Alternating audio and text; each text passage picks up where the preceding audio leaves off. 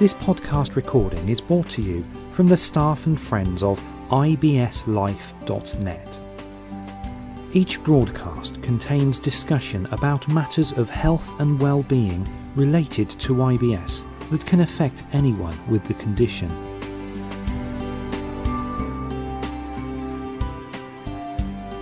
Hello and welcome to the next instalment of the IBS-Life official podcast. We're on podcast number 3, and today we're going to be talking about some of the treatments and remedies that you guys have tried. For those who don't know us, my name is Kevin. I'm one of the administrators on the website, and I'm with Sean. And I'm Rick. And also, just to clarify, that both Sean and Rick are sufferers from IBS, whereas myself, I don't actually suffer from the condition. I just sort of live indirectly with it through my relationship with Sean and friendship with Rick. But anyway, let's move on. We're talking about treatments for IBS. Sean, firstly, we've got a disclaimer, haven't we, Rick? Disclaimer is the fact that we're not medically trained people. This is just a discussion about what we've tried. This is not in any way suggesting that you should go out and try this. None of this should be construed we're not telling anyone go and do this. Yeah, we're just saying none this of is this should something be you guys have tried. Yeah. And if basically just so people listen to it and their doctor has said to them, try this, or you could try this, we'll show you what happened when you guys tried it. Yeah, this is not medical information for you to go and do something with, okay? This is just purely a discussion about treatments you guys have. our own experiences. Okay, so what would you recommend then? Well, what I found is helpful for IBS symptoms, because it covers nausea and diarrhea and the pain, is Pepto-Bismol, which you probably know is a really virulent pink drink which tastes like Germaline. And just to clarify, the Pepto-Bismol, that's the name of the product. Is that the same global, or is that just... Yeah, in America and Canada it's sold as Pepto-Bismol. I think it's marketed in America, actually. Okay. I presume we get that over here then as well. Yeah, and it's really quite disgusting. You take quite a lot of it, a large measure that, but it does seem to be helpful for the nausea and the diarrhea without. It's not as strong as Imodium against diarrhea. Imodium is specifically a diarrhea medication. So that medication, is it designed as a preventative thing, or designed to alleviate the symptoms of? Pepto-Bismol is supposed to relieve the symptoms So if you're experiencing the pain from IBS... What it's supposed to do is to coat the intestines and therefore sort of stop the pain of the cramps. I find it quite effective, but... there's just a warning on that if you are asthmatic or allergic to aspirin, you have to talk to the pharmacist about it. You cannot buy it off the shelf in the UK. You ask for it at a pharmacy, and you've got to tell them whether you are allergic to aspirin or whether you have asthma. I don't know why or how it works, but there are certain things that you, before you try them, you really have to talk to a pharmacist or a doctor if you're not sure. However, I find that quite effective. Imodium is specifically for diarrhea, and that's effective, but you shouldn't. The thing is with these things that you're not supposed to take them all the time, because any medication you take, if you take it constantly, will lose its effectiveness because the body becomes used to it. Yeah, if I want to, I just want to add something about Imodium. I sort of swear by Imodium if I'm going out, and there are two things I want to add to this. The first one is I find it's most effective after about 6 hours after taking it. From then onwards. So don't expect an instant. No, I mean, well, you do get a fairly fast response, but to be honest, you're most comfortable after sort of 5 or 6 hours onwards. So if you've got to go out somewhere, what I tend to do is get up very early and take a couple. And the other thing is, Imodium is actually the proper trademark name. Yeah. But it's actually a drug called loperamide, and it's 2 milligrams. And I recently, if you want to buy Imodium in the UK here, it's actually quite expensive, and you only get about 12 capsules. I found some on eBay from the States. I actually ordered a bottle of 360 capsules, and it cost me about £5. Really? And it wasn't Imodium; it was just loperamide, 2 milligrams, and that's fantastic, because that's going to last me the year, and probably more. I mean, going to last me way more than a year actually. So you don't take them all the time, only if no, you're going out? Only if I have to go somewhere, that's when I'll take loperamide. So these are mainly for diarrhea, for constipation. To be honest, I knew somebody who used to take laxatives. It wasn't actually. It was because they changed their diet to go on a diet to lose weight, and because that change in diet caused constipation, they used to take a lot of like X-Lax, which is a trademark like a chocolate. Now this caused a lot of problems in the end because you continually take laxatives and it's not good for you. Your body becomes dependent on the natural oils, doesn't it? And there are muscles that you use when you go to the toilet, basically, and they become less and less. They just become lazy. Yeah. So the best thing to do if you are constipated is to integrate roughage into your diet, and this is what they say is this is good for IBS anyway. Can I add something here? You're talking about fibre, aren't we? Yeah. In my research for the website, actually writing these pages out, I discovered this thing about fibre. There's insoluble and soluble. Yeah. Now, apparently, insoluble fibre is actually an IBS irritant. It's like a trigger to IBS. But soluble fibre is actually very good for IBS. Now, if you take a grain of wheat, the outer bran husk is insoluble fibre. That's bad for you. That is present in like all whole grain breads and things like that. But inside the grain is the white bit. I don't know what the official name of it's called, but the white bit, which is what they make white flour from, that is soluble fibre, and that is very good. So what I've recently learned is that actually, if you you can actually eat white bread. If you think wheat, because wheat is, how can I put it? Wheat has been always considered quite high up on the list of foods to avoid when you have IBS. But what I'm now finding out is if you eat clean white bread, this is not the stuff with all the preservatives in, but like white bread, things like French white bread, which is very clean. It's just purely white flour and no preservatives, things like that. Then it's actually very good for the digestive system, and it'll actually calm down. Like French loaves, French sticks, and that sort of because there's no preservatives in it. It's just purely white flour and the basic ingredients. But because it's not dissolvable. What did I say? Soluble. Because it's soluble fibre. It actually calms down the GI tract, and it's actually very good for both diarrhea and constipation. It's an actual soluble fibre, because a lot of people, I think, don't think that white bread is what you can class as fibre, but you're saying that it is. It actually is. I think so. I'm still researching a bit, but because what I was, I actually agree with you, because I was told years ago, and this was about 15 years ago, to eat a lot of roughage, which is wholemeal, like brown flakes, all brown. Well, within that you've got insoluble fibre, which is irritating. And at times, not all the time, but at times, especially if you eat it on an empty stomach, I have found, it's really bloats you out and really can cause a lot of pain. But they said to me way back then, probably before this research had been done, that it was good for you. But it was, I thought, if this is good for you, it's not. It doesn't feel very good. Yeah. But that's what people think of it, but I have to say that some people, will maybe try that, like the high fibre cereals and whatnot, and they will feel worse, won't they? Okay. That's what I'm concluding. Although I haven't physically tried this for myself, I've got a freezer full of wholemeal bread at home. I'm thinking I'm doing the right thing by eating wholemeal bread, but sometimes it can exacerbate. I think it's backfired, and what I'm now going to do is, as soon as we've got, I can't waste this bread, but as soon as we've got through it, we're going to go to white bread, and hopefully things might settle down more.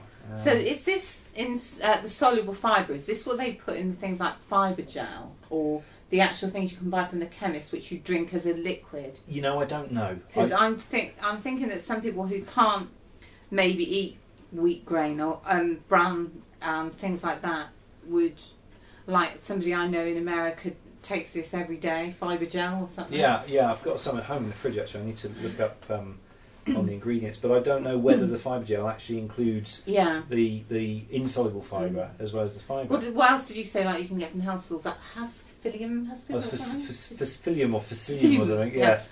They do all of this. The thing is, it is true that we don't eat as much roughage as we need to keep our digestive tracts going these days. You know, because in the old days, bread and everything else was so full. It was even full of bits of stone from when they were grinding it, and so, you know. But now, as you know, people who may have tried certain diets, like the Atkins diet, know that, like, protein and that, and it will give you constipation. Just protein. I did the Atkins diet. I lost loads of weight. Apparently, but felt awful. Yeah. You just feel. Awful. Kevin's mother actually fainted when she was on that one. Really? Yeah. Good grief. But this is the thing. They will tell you to eat a lot of fibre and fruit and veg if you've got IBS, but some people it will disagree with, because I can't eat certain fruit, oddly enough. And the doctor said to me, this was when I had a few weeks ago, he said, I hate telling people not to eat fruit. He said, but some people with IBS are really intolerant of it. Citrus is a big one, isn't it? So I think it's a matter of finding out for yourself what you can eat. And if you can't eat wholemeal bread, and if you can't eat, you know, wonderful fibre cereals, which take about half an hour to eat, chew on those, then you're going to have to look for something else. But the point I'm making here is that I thought I had an intolerance to wheat, but now I'm starting to learn that my intolerance is actually to the outer brown husk, but the white flour I should be right with. So, okay, we've had Pepto-Bismol, which I tend to put up there as pretty effective, actually, as long as you can take it. Imodium, which Richard says really works if you have to go somewhere and you're worried about, you know... to block up the dam. Yeah. Just to clarify, these ones you mentioned, these are all off-the-shelf things. You can just go in and buy them. You can buy the Imodium, yes, if you go through a supermarket. Pepto-Bismol you have to ask for, because of the problem with asthmatics and people who can't take aspirin. And is there any kind of medication that you've been prescribed by a medical professional, a doctor? You cannot buy off the counter. I've been prescribed 2, one of which Rich has been prescribed as well, called Buscopan, which I believe is generically for stomach problems, maybe. It was a long time ago, because apparently it's quite an old drug. The one they always give you, is the name is mebeverine hydrochloride, but it's marketed as Colofac IBS, or just Colofac. And the way that works is because of the whole reason of IBS, which is when you digest your food, your gut moves in clenching actions to move the food down to digest it. With IBS, the muscles will squeeze really hard and really tight, which causes pain. The mebeverine hydrochloride, the Colofac, is supposed to relax it, thereby getting rid of the pain, and it is effective. But people take it expecting that if you take one tablet, you're suddenly going to feel well. You can't. You're supposed to take a course of them, and you're not supposed to come off them, even if you feel better, without going to the doctor. So you have to take it as prescribed. That's the most common one.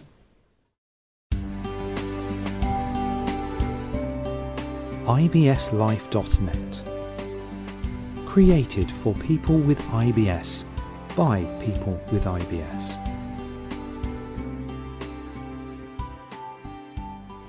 Okay, so we've looked at some, and I should have to mention this is just some of the possible prescribed medications you can be given, and some of the off-the-shelf medications that you can buy from your local pharmacy. Are there any kind of natural remedies or natural things that you can do? I've personally not, because with anything to do with the stomach, the only thing I've tried is ginger for nausea, which is very good, from the health stores. But you won't go into the health stores, I think, and find anything that they say, if you've got IBS, take that. They tend to be geared more towards... I was going to say mint. I've got peppermint tea screaming at me in my head here. My other voice. No, not really. Peppermint tea is always a really good one for the stomach, and that's a purely natural product. And I would recommend. I mean, tea and coffee are one of the irritants of IBS. I'm guilty of actually drinking quite a bit of tea myself. Yeah. But if one of the best things, that honestly, is just drinking water. I drink a lot of water. It just flushes your entire system out. And that another thing, if you've got constipation, you should drink a lot of water. And I'm talking about what sort of 3 litres a day. I mean, not just little sips. Yeah. Just really go about. The thing is, a lot of people drink tea because it's almost like a comfort food. It's like a vice. It's like smoking, but it's a bit more healthy.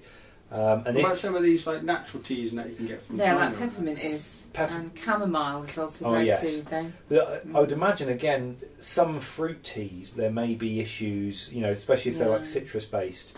They might be irritants, but you can't go wrong with peppermint tea. And if you can sort of wean yourself off of caffeine products and go over to peppermint tea and just drink that all the time, I don't think you can go far wrong. What about one of your favourites, Shan? My favourite. 9 PM favourite. In fact, she's even got me drinking it as well. So. Is slippery elm food, and I call it gloop. Why do you call it gloop? Because it's like wallpaper paste. That consistency. We've done an article about it on the website, haven't you? And honestly, my grandmother swore by this like 30 years ago, but she used to sort of prescribe it in the house for upset stomachs, because her words, she said, this will put a new lining on your stomach. So I didn't think it was any good for IBS, which is, totally different. But my mother suggested I try it. So what I did was I bought some, but I tried to find something on the internet about it, because there's nothing really on the carton to say. It just says it's good for your digestion if you've got a weak digestion, or you're a child, or you're getting over an illness. But what I found about slippery elm was quite remarkable. What it does is this gloopy quality, this really slippery sort of, it actually goes and coats everything, and it takes away inflammation, therefore it takes away pain, and it's really calming. The thing is, I tried it, I think it's like a cumulative effect, because I tried it for about 3 weeks and I was still having stomach aches, and then I upped the dose, so it really was like drinking wallpaper paste. And it doesn't stop the symptoms of IBS in the sense that you don't have to go to the bathroom, but I haven't had that enormous pain, the cramps, since I've been drinking it. But it's also used for other things, because it helps the body expel excess mucus. You can prepare it different ways. You can make it as a drink, or you can make it thick as a porridge. But I have read on other websites just devoted to slippery elm that they sell it in capsules and they sell it in lozenges for a bad throat. But people tend to agree that capsules are not as effective, and people will take capsules because they're easy. They're much easier to do than making a hot milky drink. Well, the thing is, it's not that. It's not bad to drink at all, is it? No, it's got quite a pleasant, mild. It's about convenience, isn't it? Some people just want to have a quick fix. But people have said to me, I've taken slippery elm capsules. I've never seen any, actually. I think this is in America they sell them. And they don't work. Well, I don't think capsules do, because you need the quantity and that whole liquid thing of going through your body and going around the intestines and coating them. So no, I don't think a capsule is going to work, to be honest. I think you need to buy the slippery elm. There are lots of other nutritional benefits of the slippery elm. Yes. Why I have it, because I always have it as a nighttime drink with 1 teaspoon. It helps you sleep, the powder. for one thing. Whereas if I'll put like 1 teaspoon of this powder into some milk, heat it up, and that'd be fine for me. It's quite a nice soothing drink. Whereas Shana get a spade of this stuff, dub it in the thing, it's like literally like cement. Stand a spoon up in it. Yeah, and literally it does almost.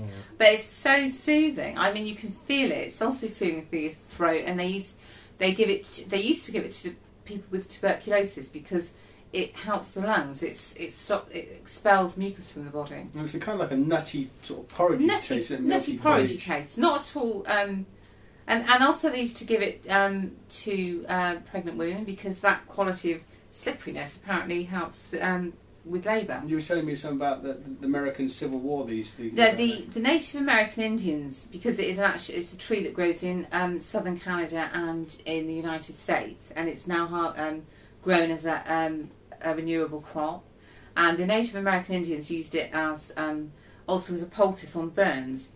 But when the first settlers came to America, they passed on the knowledge, and apparently George Washington's troops survived a very harsh winter at a place called Valley Forge by just eating porridges made out of slippery elm powder, which is the bark of the tree, and it's really sustaining, and they give it to people who are undergoing chemotherapy because they can't keep anything down except that. It's very digestible, even if you're intolerant to milk. It's really it seems to take away that intolerance, so it's good for a lot of things, and even babies can drink it. So I would say anyone who hasn't tried it, buy the box with the powder in it, make it into with 2 teaspoons of the stuff, heaped teaspoons, so it's quite thick.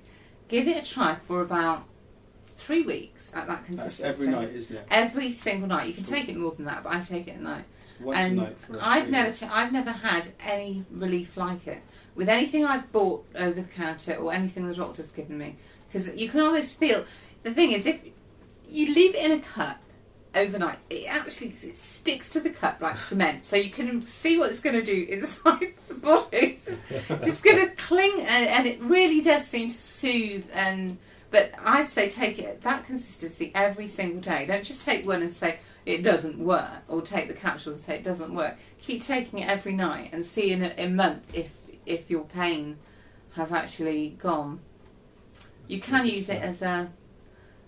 You can use it actually in a porridge consistency, it's like a lavage. It's good for constipation as well. And every time I go in the health stores, there's only about 4 boxes. Really? So you buy them up, really? No, I don't actually. I'm just hoping that there's more than, there's not only this tiny little company somewhere that's just got, like a little shelf full of them. I'll have to buy them from America or something. It's good stuff. Anyway, we've got a page on the website all about Simply Elm, so if you want virtually all the subjects we talk about, we tend to put articles up as well. Yeah. Okay, so we've talked about a lot of things you can put into your mouth, like food-wise, prescription-wise, and tablet-wise, and whatever. What other forms of treatment can you have for IBS sufferers? So talking things like for stress management or stress management is quite a big one. But there are so many different forms of stress management. It's basically any of that sort of stuff is to help the people that are suffering from anxiety, I suppose. The problem is I'm fortunate enough to be one of those people that don't have the pain on the side of IBS. Mm-hmm. I just have the constant diarrhea and constipation. But stress is a big part. Now, if you have the pain, then especially if you're having an attack, I can only talk from sort of what I can imagine, but you're going to get very, very stressed about that, and by stressing about it more, you're adding to the symptoms, and it's almost becoming this catch-22 thing. Yeah, it's very difficult. So being able to manage stress levels, particularly when you've got an attack that's imminent, or you feel an attack coming on, being able to actually think in a certain way so that you don't sort of perpetuate it by stressing out. And one of the big ones for doing that is CBT, which is cognitive behavioural therapy, or cognitive behavioural therapy. There's been a lot of recent research into that, and what they do is they basically arm you with the tools in order to do that. So when you feel an IBS attack is going to happen, you can almost like talk yourself down so that your anxiety levels are at an absolute minimum, and by just that act alone, it completely lessens all of the the pain and everything, and the anxiety doesn't actually become a contributing factor to the IBS attack. You can do that with breathing as well, though, can't you? The deep breathing techniques, diaphragmatic breathing, where you're breathing from straight from your stomach and not from your upper chest, which is what most people tend to do. Does that work on it? Was it like an instant calm down thing? Yeah, you'll try it sometime. What you need to do is there's several different techniques you can use for deep breathing. The most common one is just standard breathing, like a 1-for-1 ratio, which means if you have like 2 breaths in, you have 2 breaths out, and this is breath straight in, fill your whole of your lungs up from the bottom outwards and from your stomach. That's like belly breathing. Yeah. Exactly the way, exactly the same way as if you look at a baby. Yes, the way that that's they quite move, that's true. Their completely stomach natural. will move up and down. Yeah. Because they've not learnt. They're not meant to suck it in. That's a complete natural way, it's from the stomach. Yeah. Also, when you're stressed, And you you feel tend the whole to body tighten up oxygen. and only breathe shallow down, don't you? That's right. Well, the thing is, we're such a vain nation, you see. Well, that's exactly we've why. got a You little bit of a sit gut, up I've got a and you learn tiny to put little your bit of a chest gut there, so I tend to suck it in. Yeah. And of course, by doing that, just the act of sort of walking around with your gut sucked in, you're sometimes not breathing if you've properly. got that, like, if you feel down or you've got real low energy, just try it. Just sit down, breathe in, hold it for a second, and breathe out again. And just do that a couple of times. And it basically oxygenates your entire system. Yeah. And that's actually the foundation for a lot of meditation and other techniques as well, and relaxation techniques, but they're quite more advanced. And again, I think we've got a whole talk you through page on the website about diaphragmatic breathing. We talk about the processes involved in the breathing and how it works and why it's beneficial for you. So it's worth reading that. Okay. The thing is, if you have got an IBS, you will be stressed, and if you're stressed, you'll probably have IBS. Well, ultimately, So the point is, you have to try and find things that work for you. Yes, Obviously, you do. if you're predominantly getting symptoms of IBS related to eating certain foods, then it probably won't do anything for you. However, if you find that you are always wound up and tired, it's always wound up and stressful and that sort of stuff, or even if anxious, you're not really aware, then any of these sort of techniques where you can try and calm yourself down and just focus your energies instead of worrying about things, trying to focus it in a more positive direction. I think some aromatherapy is quite effective, not as a cure-all, but just to help you through an attack of IBS. So what exactly is aromatherapy? How does it work? Well, it's essential oils made from distilled Is it like a scent thing where it's for going in your nose, or is it a body application It's absorbed thing, into the body, or you can use aromatherapy by, you can put it in bath, the essential oils in your bath. You can breathe them in, inhale them. Mostly, and they're most effective used in massage. Some oils are supposed to be anti-spasmodic and calming. I can't think of one that they say this is good for irritable bowel syndrome, but you do have ones that are good for calming and for stopping spasms. And one of the most incredibly common and most effective is just lavender oil. And I find that if I put, say, 2 drops of lavender oil in, say, a coin-sized dab of cream and just rub it into your stomach, I think that's really soothing, because you rub your stomach if you've got a stomachache anyway. So, and lavender oil is really versatile, very common. It's also calming, really quite nice. All these things, I think, they're not cures, but they help you. Okay, well, basically everything we've touched upon today in this podcast, we do have articles that explain it further. Well, yeah, they'll either be going up or they are. But as I say, the site is constantly evolving, and we're constantly adding new pages to the website every day. It's like I say, it's a relatively, well, as we do this right now, it's a relatively new site, but obviously it's going to be a build up. Which is it's always nice to hear from the people as well. So. The people listening to this, if you have got any suggestions about topics that you'd like to see or even hear you've about, tried, we're happy to sort of research them. We'll be the test subjects. Yeah, Rick's doing numbers next week. Yeah, I don't think so, Tim. Anyway, it's been another good session. Yeah. I'm not quite sure what the subject is for the next one. I've not got the thing here. Oh, we haven't got our notes. We've definitely got another subject lined up for next session. I can't remember what it is. We've got quite a few at the moment lined up, so we should be recording another one. Well, at the end of the day, these podcasts are going to evolve based on the feedback we get from the website. Yeah. Basically, it will form around the topics that we're putting up on the website, isn't it, as well? So, but if there is anything that you'd like to hear discussed, even if we don't know about it, we'll do our best to go out and find out about it. Because really, it's for everyone that goes to the website. It's not for us, because we're going through it the same as everyone else out there. So, that is the whole point of the website. It's sort of by people with IBS for people with IBS. That's sort of the way it's big happy crowd of IBS. Yeah. So it's the message is you're not alone. It's like our dog's come to say hello again now with his squeaky toy on the bill and he knocked the microphone over. Bless him. Okay, so we'll speak to you again soon on the next podcast, which should be going up fairly soon. Thanks for listening. Yes, thank you. Take care. Just this is Kev signing off from Sian. Bye. And Rick. Bye. Oh, and Billy the dog. Bye bye. IBS-Life.net. Living life every day with IBS.